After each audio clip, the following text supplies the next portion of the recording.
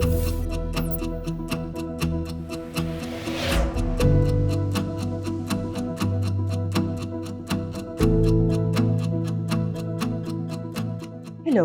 jiena Bernardine Scicluna u jiena waħda mill-kuraturi prinċipali ġewwa Muża, jiġifieri il-Mużew Nazzjonali tal-Arti għall-Komunità.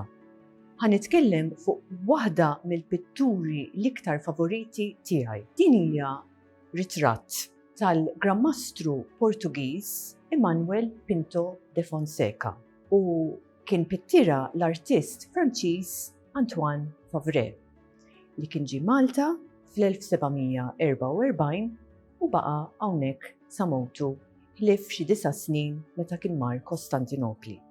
Din il-pittura taffaxxinani minħabba l-fatt illi s-suġġett, ġifieri s-suġġett tar-ritratti permezz tal-pittura tal-iskultura, jaffaxxinani ħafna għax meta inħarsu lejn ir-ritratti tan-nies nindunaw kemm aħna bħala bnedmin interessati f'xulxin, kurjużi. Innutaw meta mmorru pereżempju t-teatru qabel ma jibda l-spettaklu, x'nagħmlu? Inħarsu lejn in-nies li qegħdin hemm, kif huma libsin, xagħrhom kif inhu, wiċċhom ma' min qed jitkellmu, leħinhom, affarijiet li għandhom magħhom, in-nies li qegħdin jakkumpanjawhom. U waqt li qed nagħmlu dak kollu, għaddej proċess interessanti f'rasna. Nibdew nibnu ħafna idejat, impressjonijiet, kif ukoll ritratti ta' dawn in-nies.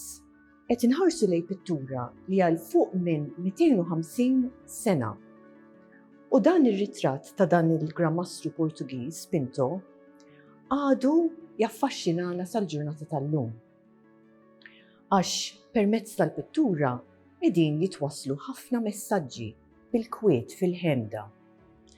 Mela l-ewwel nett meta nħarsu lejn il-figura ta' Pinto, nindunaw li qiegħed eżatt fiċ-ċentru.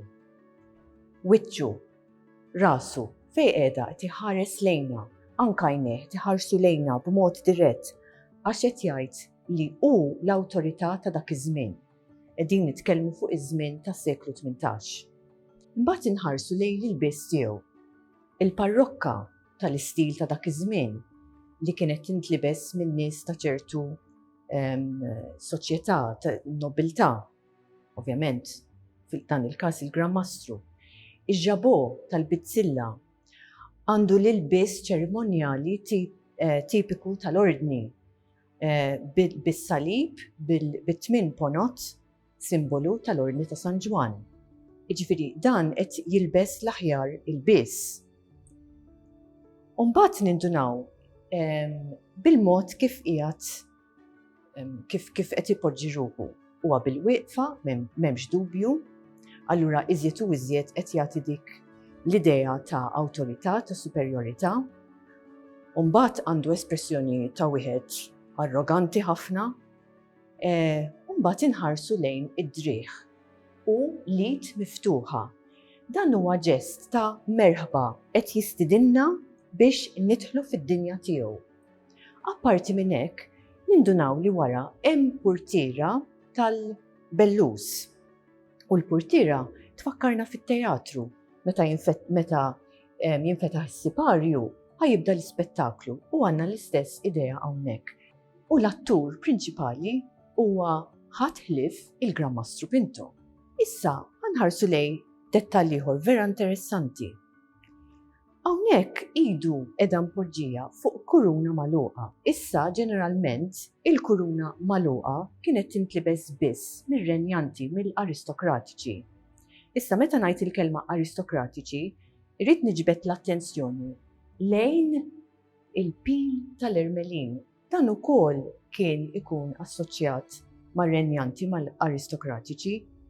Mela allura kif għandu dawn iż-żewġ elementi li għandhom x'jaqsmu mal-aristokrazija, però hawnhekk qegħdin nitkellmu fuq Grammastru ta' ordni reliġjuża, militari u ospitaljeri.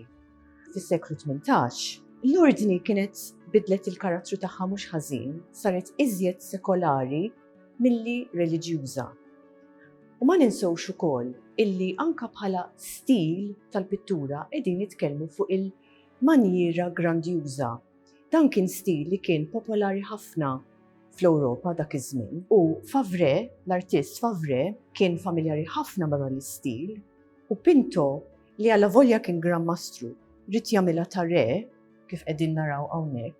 Ovvjament ħa pjaċir illi kien ħajjiġi rappreżentat b'dan il-mod. Fil-fatt hemm diversi ritratti ta' Pinto f'dan l-istess stil għax hu irrid jiġbaħ l-idea ta' re għalla volja ma kienx re. Però ovvjament ma ninsewx ukoll li bħal ħafna Gran Mastri u kavallieri oħra u kien twieled b'dem aristokratiku. Ħafna minn dawn il-membri tal-ordni kienu ġejjin minn familji kbar tal-Ewropa. Allura hawnhekk qiegħed jippoża bħala il-prinċep sovren ta' Malta, totalment differenti mill-ispirtu tal-1529 meta Karlu il-5 kien ta' lil Malta, però bil-ftehim illi l-ordni tkun sottomessa tiegħu. Dan it-tip ta' ritratt huwa ritratt uffiċjali. Dan kont taraħ pereżempju fil-bereġ tal-ordni, kont taraħ anka pereżempju fil-palazzi tal-familji nobli. Illum pereżempju meta nidħlu f'xi binja tal-gvern, nindunaw li hemm ritratti uffiċjali tal-presidenti jew tal-prim ministri. Illum għandna il-bandiera ta' Malta u l-bandiera tal-Unjoni Ewropea. Dak iż-żmien Pinto kellu il-kuruna l-magħluqa. Ġifieri dawn huma kollha messaġġi li iqfu aħsbu għaddew il-fuq minn 250 sena ilu u dil-pittura għadha tkellimna bl-istess saħħa daqs li kieku saret il-bieraħ. Jiġifieri pittura bħal din hija affaxxinanti għalina għax kif għadt fil-bidu aħna bħala bnedmin kurjużi fuq xulxin. Għalkemm għaddew il-fuq minn 250 sena minn mindu saret din il-pittura, xorta għadha sinifikanti għalina, xorta hija importanti għax fl-aħħar mill-aħħar dawn ir-ritratti kienu jsiru mhux biss għal l-istess żmien li kienu saru, imma ovvjament wara il-mowt tal-persuna. Ġifieri l-idea ta' posterità kienet importanti dak iż-żmien u ovvjament għadha importanti llum.